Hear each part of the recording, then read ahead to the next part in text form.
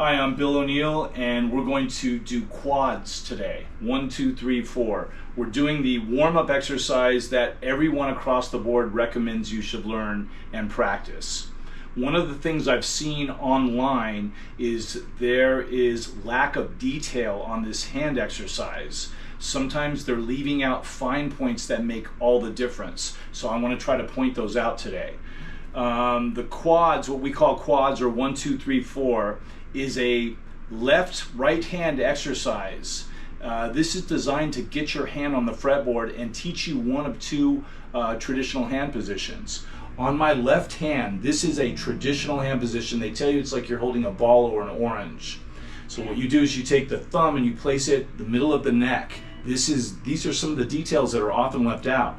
Thumb, hand placement, middle of the neck. We pull the hand forward. We're going to start today on the 3rd fret because it's a little more comfortable for people. So we're going to start 1, 2, 3, 4. And my first task is to just lay all 4 fingers down across the fretboard.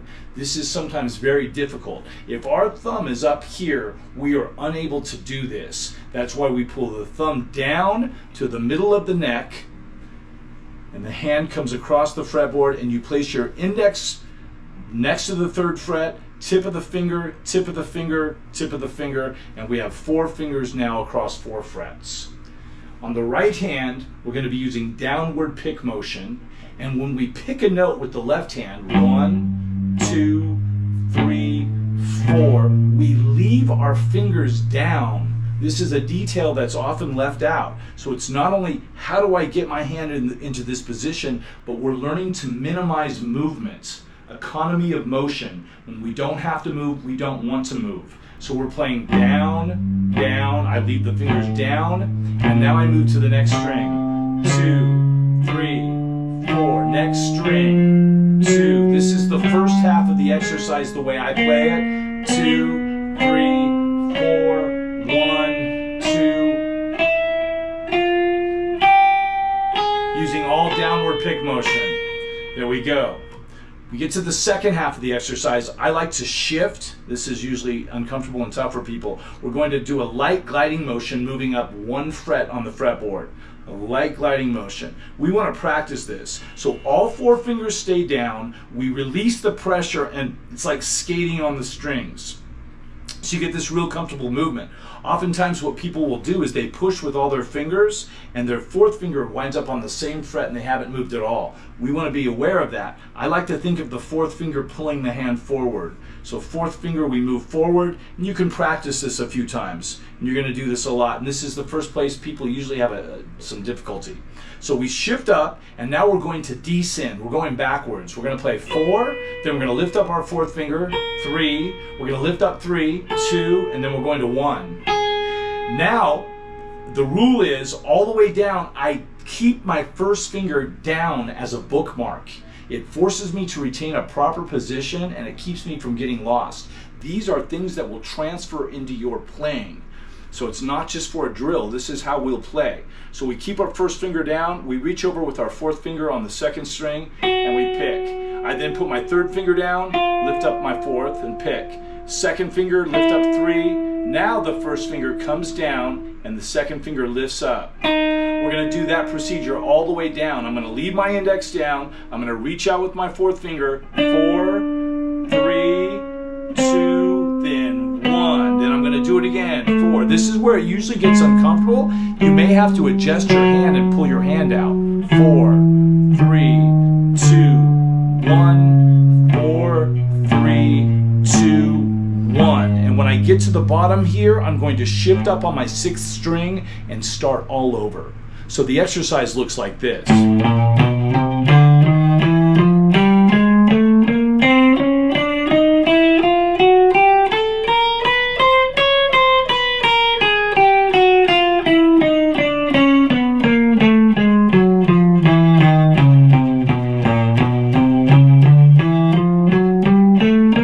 Notice I'm playing evenly.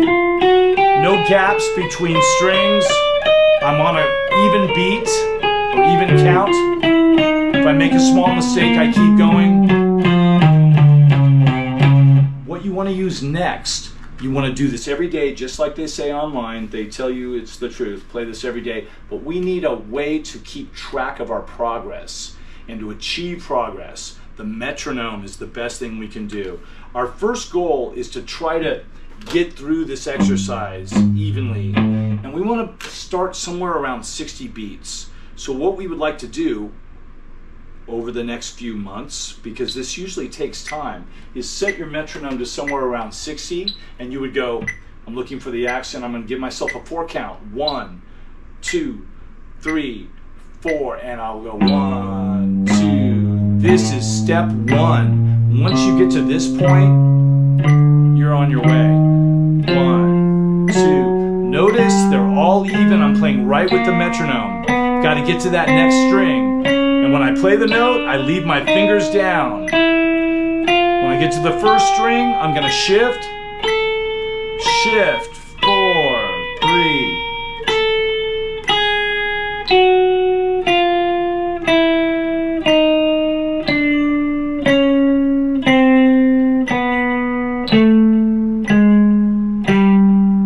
Keeping my hand out in a perfect position, and this is just easy. Once you get this hand position, 2, I'm going to shift up and I'm going to begin again. The next step is, when you're comfortable with that, increment yourself up. Let's go from there to 100 beats. So we can show different tempos. Here we are at 112.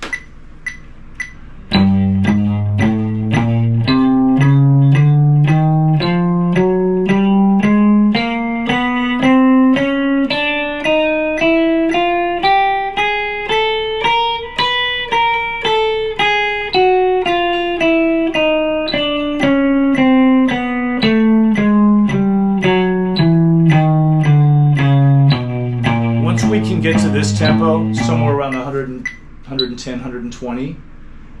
We'd like to change our right hand approach, and now we'll start picking with a down-up approach.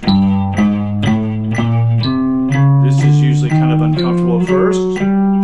Down, up, down, up, down, up, down, up. Now we're playing with alternate picking.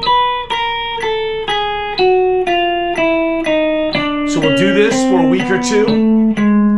Constantly trying to push ourselves up in tempo. Now I'm going to double that tempo.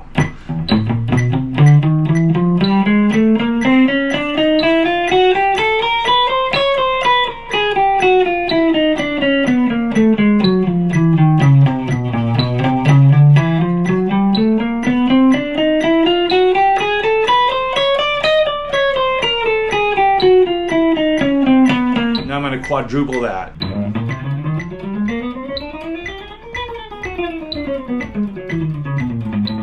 This is the hand position from behind. Thumb should be roughly in the middle of the neck.